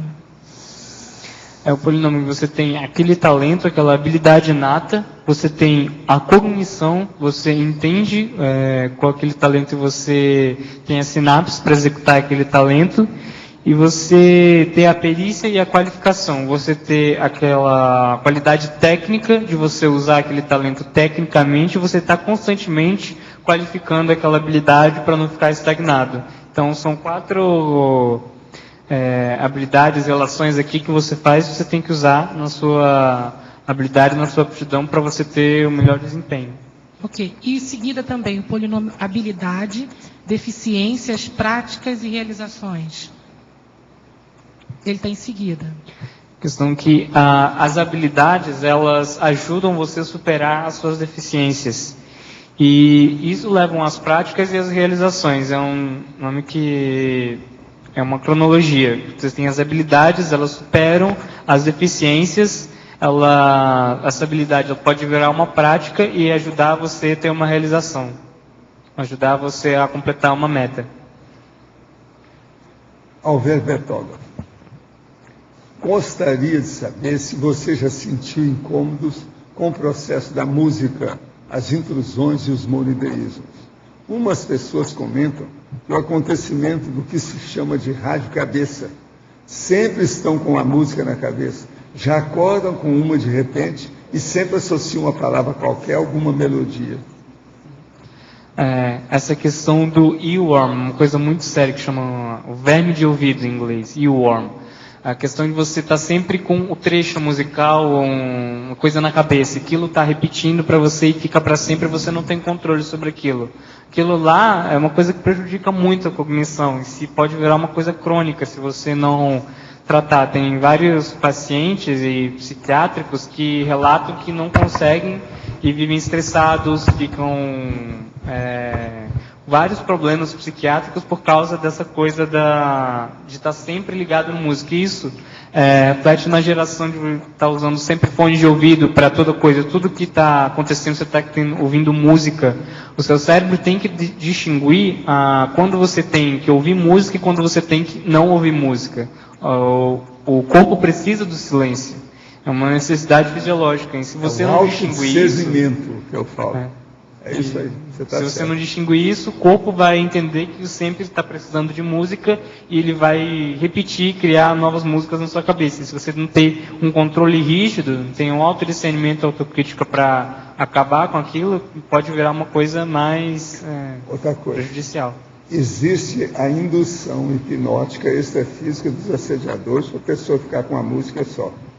Foi aquilo que eu conto o caso do Sensei, que é cada hipnose, né, até grupal. A cunha mental da música é a mais fácil que tem. Você quer dominar o pensamento de uma pessoa, é só colocar um som na cabeça dela. É sobre isso mesmo que eu queria te comentar. Porque quando você evoca o seu talento, quer dizer, você executa uma habilidade na vida atual, essa habilidade tem memória, e essa memória traz companhias. Toda memória tem companhia, você concorda? Você evocou um modo de fazer algo, você evoca as consciências. Quer dizer, a música, ela levanta o cemitério, porque ela traz tudo, ela consegue de uma maneira só conduzir aquilo tudo. Como que você vê a questão das companhias nos talentos que levam a consciência para o porão consciencial? Porque na hora que você executou aquele talento, provavelmente numa outra existência, as companhias eram outras. E nem sempre eram boas companhias. Geralmente era bad people. O negócio era meio barra, punk. Então, na hora de lembrar o talento, você também faz a evocação que traz aquele lastro de consciências que o professor Walter estava comentando. E o porão atua aí, que aí leva a pessoa para o buraco. Eu comento para você uma coisa interessante, que é o processo do estribilho, ou da interpretação ao refrão, a cortina sonora da mensagem da sua companhia positiva extrafísica. Eu tinha uma tia que chamava Opala. A Opala gostava muito de mim. Ela ficou paralítica o resto da vida e fazia assistência através de carta, durante anos. Todo mundo adorava a Opala. Ela dessomou faz alguns anos agora. Agora, um dia, isso faz mais ou menos, eu acho que a Adriana, sabe que na ocasião eu falei com ela para ver a música. Ela chega para mim e falou, começou a cantar. E falou assim, como é que é? Você lembra disso? E falou meu apelido. Você está entendendo? Na infância. Agora, qual que era a música? Aí nós fomos ver na televisão o que é. Aí eu lembrei o que era a música toda. Devolve as velhas cartas comovidas que na febre do amor te enviei. Aquilo é que ela estava muito envolvida com o processo dela. Era a moça, era muito mais velha do que eu, era rapaz. Então ela lembrou do Devolve. Aí nós fomos olhar, tem tudo isso na internet. A música é muito bonitinha, a canção lá, e tem quem que cantava, tudo é da época da Opala. Então veja bem, eu vim da projeção com a música. Aí eu não lembrei de tudo. Aí eu pedi para a Adriana, vê se você acha que tem lá na internet, tem tudo quanto é música. Então ela arranjou lá o negócio do Devolve as cartas, o negócio Devolve. Aí eu lembrei, fui olhar com calma, lembrei da música inteira, que era a mensagem dela. Aquilo seria o estribilho, entende? É o logo musical da Opala, entende? Que ela quis lembrar a época dela moça, cheia de vida. Foi antes dela se casar, porque ela ficou paralítica com eclâmpsia, quando ela deu à luz. Então, isso piorou a vida dela toda. Agora, ela remoçou, passou para a segunda bessoma, remoçou o psicossoma, entende? Então, ela voltou a ser a mocinha, cheia de vida, bonita. Era uma mulher grande, bonita, sabe? Então, ela quis mostrar para mim, olha, eu estou bem, eu quero que você fale aí para a minha turma toda, que eu estou ótimo, não tem nada. E outra coisa, não tinha mais paralisia, não tinha nada. Durante décadas, ela andava com a bengala e uma espécie de carrinho que ela recostava, que as pernas eram tudo inchadas, como se ela tivesse aquela doença lá de elefante. Sabe como é que é? Pois é, elefantismo. Agora, isso tudo ela melhorou. E ela devolve as cartas, que era bonito. A carta, ela parece ser de fossa, mas é bonita. Que no fim ela fala sobre o processo da saudade. Você lembra como é que é, né? Letras dessa época, Valdo, as letras de música dessa época, elas são assim de matar, elas são de jogar a pessoa no buraco, ela chorar 3 dias. Uma fossa terrível. Não tinha uma coisa. Mas essa até que ela é muito bonitinha, sabe? No fim ainda faz, devolve ainda essa saudade infinda que eu tenho de ti. É assim que acaba a canção. Justamente o que ela falou para mim. Entende? Como se ela estivesse com saudade de mim. Entendeu como é que é? Eu achei muito bacana o caso. A Opala era muito inteligente. Outra coisa, ela gostava muito de escrever, conhecia muita música das coisas também, das tais que tocavam tudo. É gente da orquestra lá de casa, entende? Mas não é interessante o processo? Isso aí é positivo, não tem nada negativo, não há patologia nenhuma nisso, não há doença. No entanto, a música e a canção era de o coração, ai, para aí, porque senão você me mata de infarto. Você lembra da música, como é que é? Pois é. Isso mesmo. Devolve as velhas cartas comovidas que na febre do amor te enviei. Devolve tudo. Música de serenata. Porém. É serenata. O negócio é feito lá. Agora, no fim, ainda fala, devolve ainda essa saudade infinda que eu tenho de ti. É isso. Tem que ter o negócio tem que ter tempo. No fim é isso. Carlos Galhardo. O Carlos Galhardo era o top na época, você sabe, as mocinhas tudo taradas com o Carlos Galhardo. E ele era um cara muito simpático. Agora, eu era menino nisso, ela já era mocinha, então é mais velha do que eu. Entende? Agora, foi uma senhora mensagem. Agora, você há de ver eu vindo da projeção com a música na cabeça. Senão eu lembro de um pedaço disso, mas não lembrar de tudo. Aí eu falei com a Adriana, ela pegou. Quando eu vi a letra da música, eu lembrei tudo. Não, assim. Cantei tudo. Carlos Galhardo. Agora, ela queria dar a mensagem ao Opala. Entende? Agora, hoje ela está fazendo muita assistência com a coisa dela, porque ela já fazia por escrito. Hoje ela está fazendo, recebendo os outros, um processo muito sério. Eu já a vi depois disso. Encontrei com ela. Tá? Agora, ela, o processo musical dela, o estribilho, a cortina sonora é esse. Quando eu vejo que tem a canção perto de mim, eu falo, opa, aí eu olho, a folga está lá. Você está entendendo? A música é o que ela falou. Em matéria de conexão, uma das coisas que faz mais conexão é a música. Agora, para mim, é o andamento da música, a lead da música, a fixação, porque ela é uma espécie de perfume sonoro. Ninguém esquece um perfume. Uma pessoa sentiu um perfume. Aquilo nunca mais ela sentiu. 50 anos depois, passa uma pessoa com um perfume, ela vai lembrar de tudo que ela viu quando ela sentiu o perfume. A música é isso, é um perfume sonoro. Aquilo retém. É o que você estava falando sobre memória, entende? Processo mnemônico. É o agente mnemônico mais forte que tem, né? É o som. O cheiro também, mas o som. E você vê então, Valdo, com a música clássica, que ela não vai ficar nunca demodê, ela é escutada século após século, ela traz, quando negativa, traz uma carga também pesadíssima, né? Mesmo a música clássica, tem autores que eram treslocados e que traz toda essa... Augusto, que dica que você dá para a pessoa conseguir identificar os talentos e habilidades inatos e aprimorá-los? Para identificar, eu acho que é válido a pessoa procurar o que ela fazia desde a infância. Quais as coisas que ela gostava de fazer, quais as coisas que ela tinha aptidão, que às vezes essas habilidades foram bloqueadas ou passou com o tempo a pessoa não desenvolveu. E procurar qualquer vocação, qualquer coisa que a pessoa gosta, tem vontade ou que a pessoa tem facilidade para fazer. E para você aprimorar, você investir naquilo e não desistir, você procurar aplicar de diferentes formas, você procurar desenvolver outras habilidades a partir daquilo para não ficar nesse estigma de ficar com essa habilidade parada. Outra dúvida, aqui no exemplologia, você coloca habilidade inata mínima, mediana e máxima. Eu queria saber desta mediana, que é com relação ao conhecimento das ciências exatas, se necessariamente você entende que deve haver um domínio dessas ciências para se ir nesse crescendo e atingir a máxima, ou não?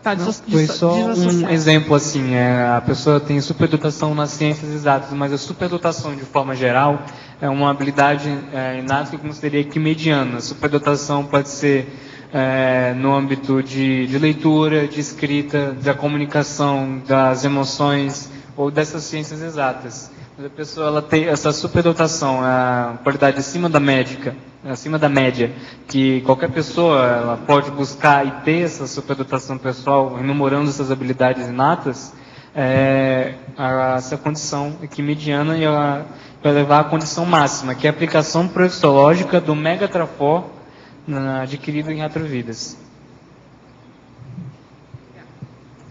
Augusto, desculpa.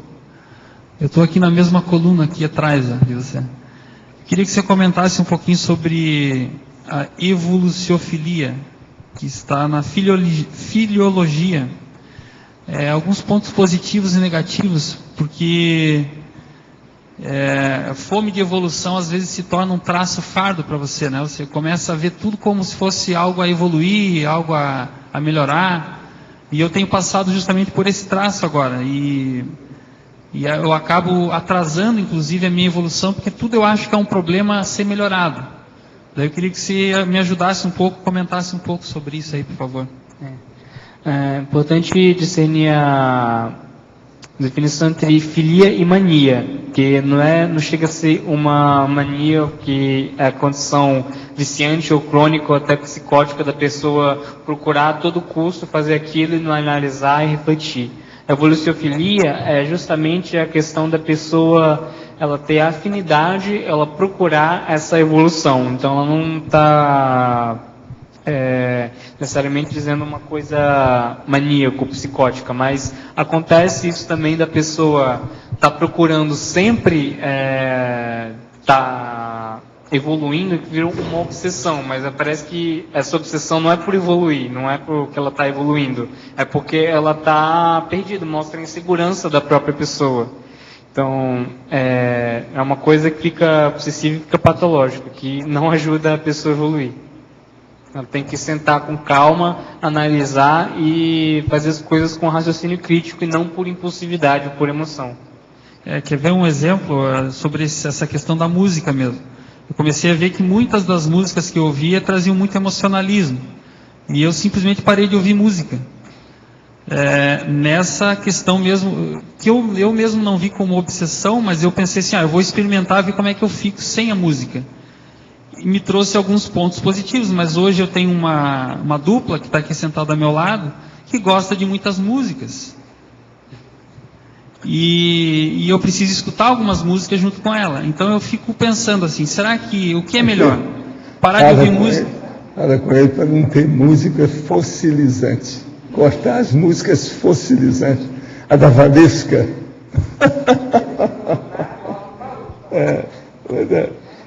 Hoje nós estamos mexendo o baú aí. Baú musical de Copacabana.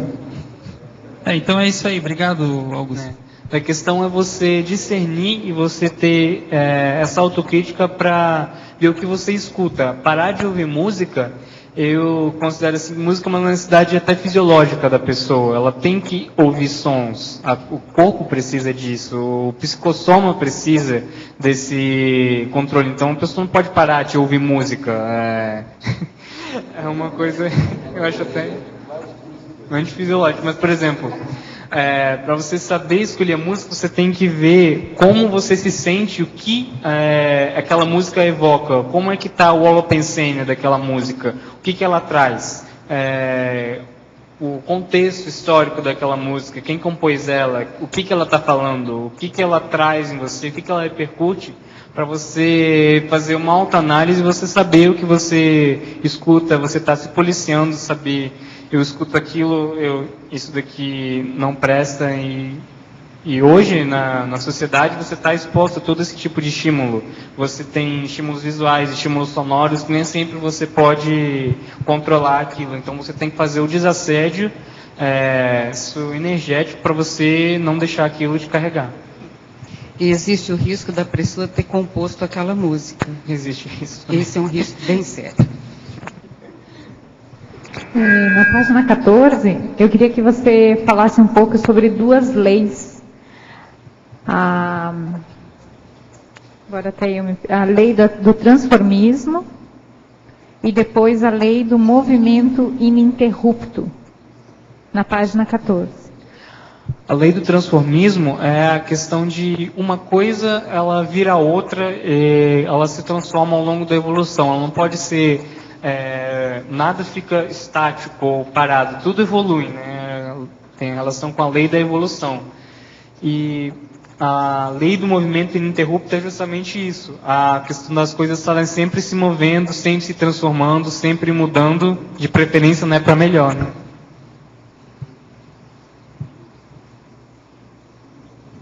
Antônio, aqui no ar. Dá para aprofundar aqui, por favor, na quinta linha da fatologia, da quinta para a sexta. As aptidões inatas em relação aos neoaparelhos eletrônicos na era digital. Justamente a questão do jovem ter essa habilidade inata de lidar com os aparelhos eletrônicos. Hoje crianças de 3 anos já sabem usar o computador, já sabem ligar, que é uma coisa nova, uma tecnologia que elas ainda não aprenderam nessa vida. Uma coisa que já está vindo, como eu já disse, na média da população, a questão do aparelho da era digital, da criança, da pessoa neonato que já sabe mexer no computador, que já sabe lidar com a era digital. Mas você, assim, na tua opinião, onde você acha que se origina isso aí, essa questão dessas pessoas já ressumando recentemente ter essa facilidade de mexer com esses aparelhos? Você acha que vem do intermissivo? Qual é a tua opinião? Provavelmente, eu acho que vem do intermissivo, da questão das novas tecnologias, das tecnologias que ainda nem existem, que vão vir a existir. E provavelmente essas pessoas que têm curso intermissivo vão vir aqui para desenvolver essas tecnologias. Então, essa nova tecnologia da era digital é uma coisa que, por um lado, pode ser prejudicial, que está todo mundo imerso nesse mundo, que às vezes a pessoa se desvia justamente por causa disso, ou pode ser benéfico no caso dela desenvolver essas novas tecnologias. Mas eu acho que é uma coisa do intermissivo. Obrigado. Página 14, mitologia. Não sei se você já falou, mas eu queria que você falasse um pouquinho sobre o mito do talento recebido sem alto esforço. É a questão da pessoa que às vezes sofre até preconceito ou bullying, porque ela tem aquele talento e parece que ela não tem mérito só porque ela já nasceu com aquilo, né? A coisa que ela tem essa habilidade desde sempre, as pessoas não dão o devido valor porque pensam que não foi o auto-esforço dela, foi competência divina, ela não mereceu aquilo. Mas ela trabalhou em outras vidas, no período de intermissão, aquilo. Nada que você tem vem de graça para você. Você tem que conquistar aquilo, você tem que trabalhar para você ter aquela habilidade, aquela competência. Então é o mito do talento sem alto esforço do mundo convencional, que as crianças prodígio, elas nascem sabendo alguma coisa, elas nascem sabendo alguma coisa que elas desenvolveram em outras vidas. Não é uma coisa que aparece do nada.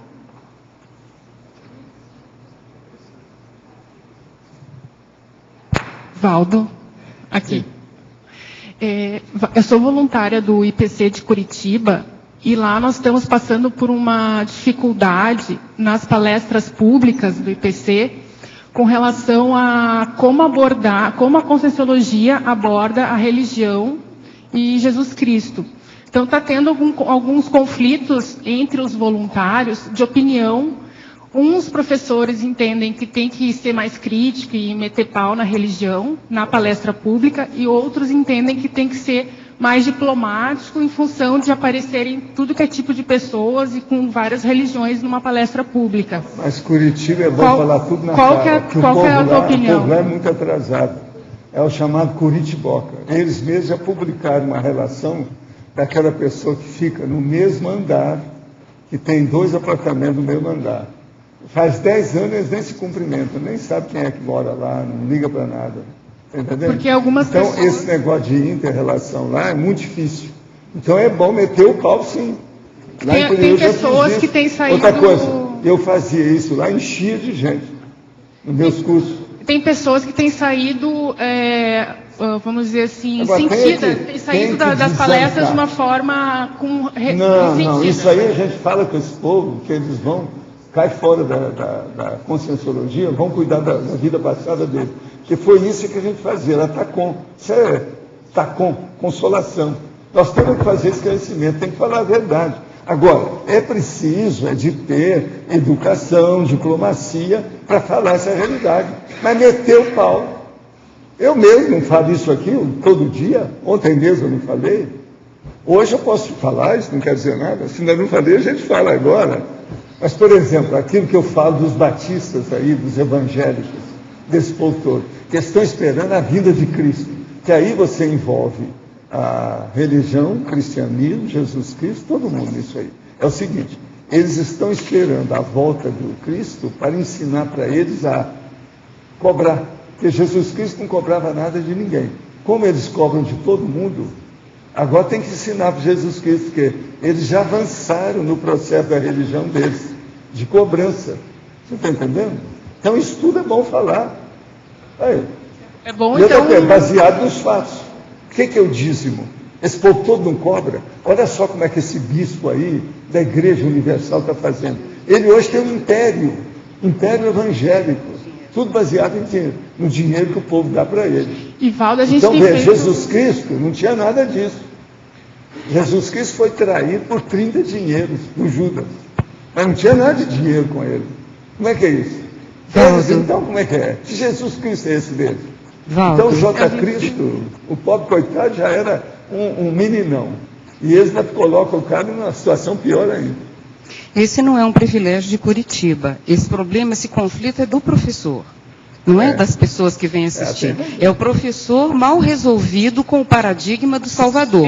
Quando ele tem problemas com o paradigma da salvação, ele não consegue ter convicção, energia necessária para bancar o 17 que a palavra exige. Então o problema é do professor. Ele tem que resolver o conflito dele em relação a isso. Depois ele nem faz essa pergunta mais.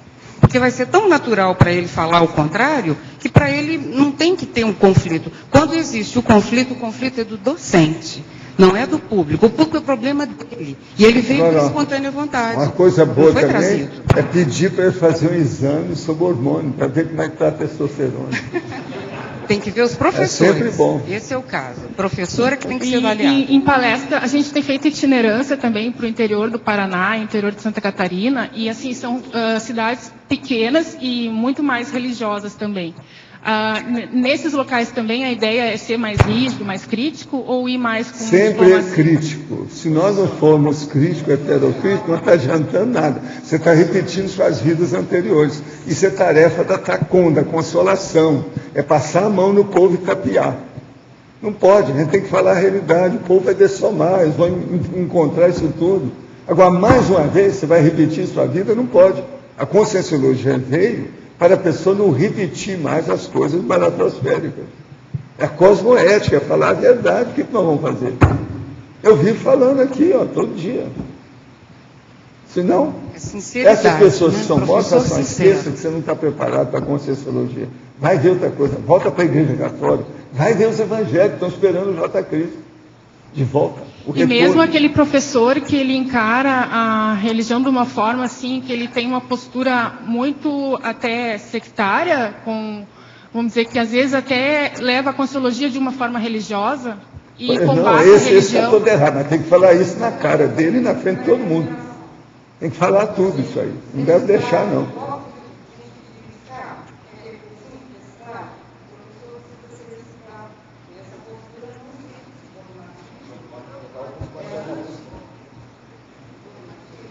De tudo. Mas quando a pessoa, assim, se ela for cientista, ela vai ser dogmática. Se ela for padre, também vai ser. Se ela for professor de Conscienciologia, também. Ela leva para onde ela vai. É um problema de flexibilidade mental, falta de plasticidade. Seria bom perguntar se esses professores já fizeram o curso lá, né?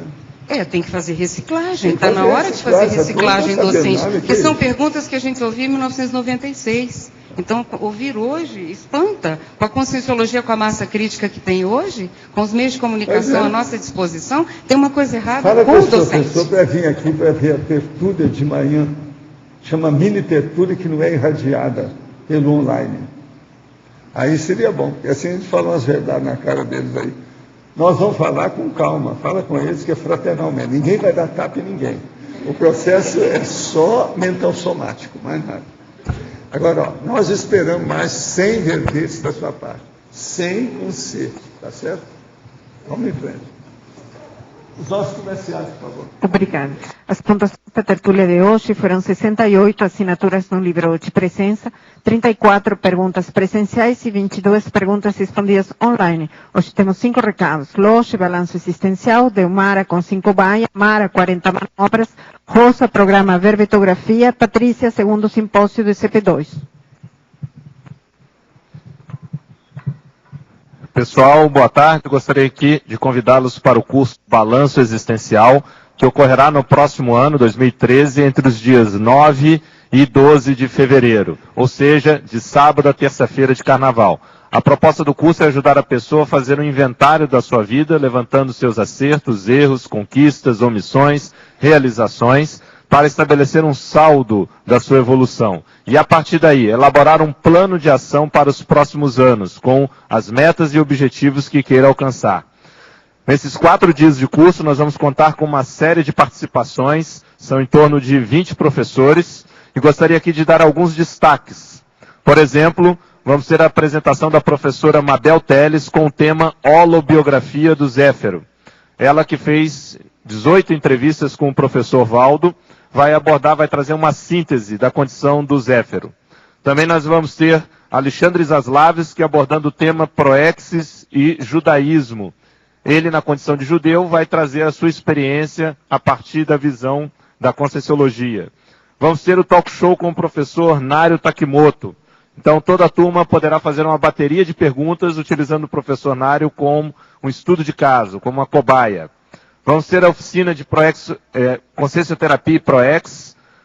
Também a apresentação da professora Sheila Ali sobre maxidissidência do islamismo. Ela, que é uma quase gestante bomba, vai trazer aqui essa experiência, como foi, e a visão que ela está tendo a partir da Conscienciologia.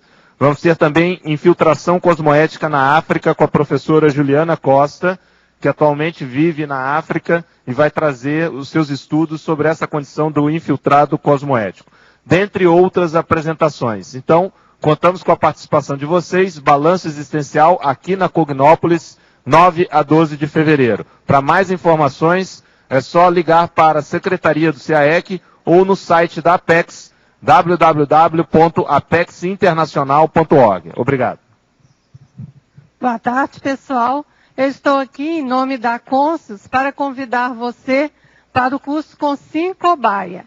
Esse curso, ele utiliza técnica conscienciométrica, que favorece a interassistência e é a partir de um ambiente otimizado para a autoexposição. A partir de respostas ao conscienciograma e de feedbacks dos professores, a Consim-Cobaia, ela estabelece o seu autodiagnóstico e ela pode também identificar trafores, trafares e trafais. Esse curso ele vai acontecer dia 27, na próxima quinta-feira, no horário de 15 às 20h30. E as inscrições podem ser feitas aqui na recepção do CAEC. Obrigada.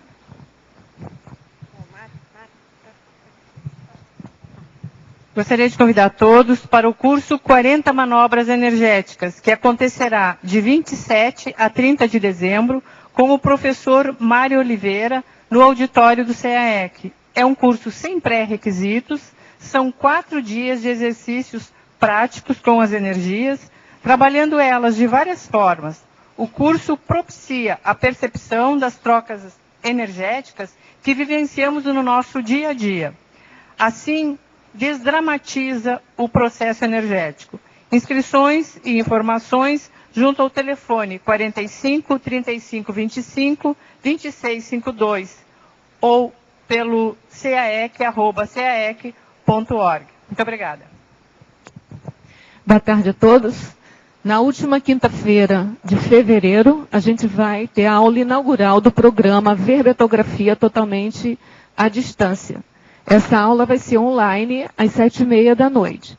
Se você está interessado de fazer o seu verbete para encaminhar aqui para a enciclopédia da Conscienciologia, a gente indica aí o programa Verbetografia e a gente pede para que você faça a inscrição antes, pelo menos uns 15 dias antes dessa data, porque a gente libera, já habilita você no ambiente Moodle e já libera algumas aulas para você já entrar no programa Verbetografia com o seu título praticamente aprovado ou já estudado pela equipe em processo de aprovação.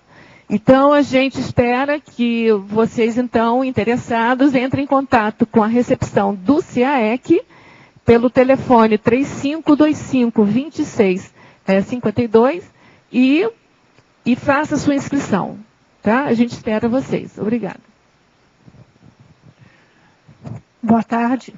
O nosso convite é para as pessoas que estão pensando seriamente em alcançar a desperticidade nessa vida.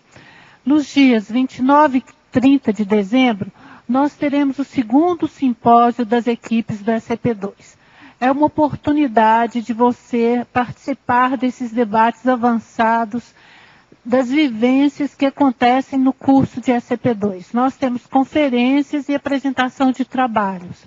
No sábado à tarde também teremos debate com os EPICONs, principalmente os novos EPICONs que estão ingressando no trabalho do SCP-2 agora. E no domingo, na parte da tarde, nós teremos a apresentação do programa de aceleração da desperticidade. Esse programa foi desenhado por um colegiado de equipes de conscienciômetras, consciencioterapeutas, EPICONs e da equipe do SCP-2, em resposta ao último convite que nós tivemos no primeiro simpósio que aconteceu ano passado, dos emissários do Transmentor, que trouxeram a informação de que seria possível a desperticidade em 3 anos. Então, a partir disso, foi montado esse programa de aceleração da desperticidade, que será apresentado por todos esses representantes dessas equipes no dia 30, domingo, na parte da tarde. Estão todos convidados e pedimos para que aqueles que queiram participar façam a sua inscrição. O evento é aberto, mas nós precisamos preparar o material apostilado. Obrigada a todos. O verbete da manhã é Reurbanização na Tríplice Fronteira, especialidade Reurbanologia. Autora, professora Denise Paro. Obrigada, boa tarde a todos.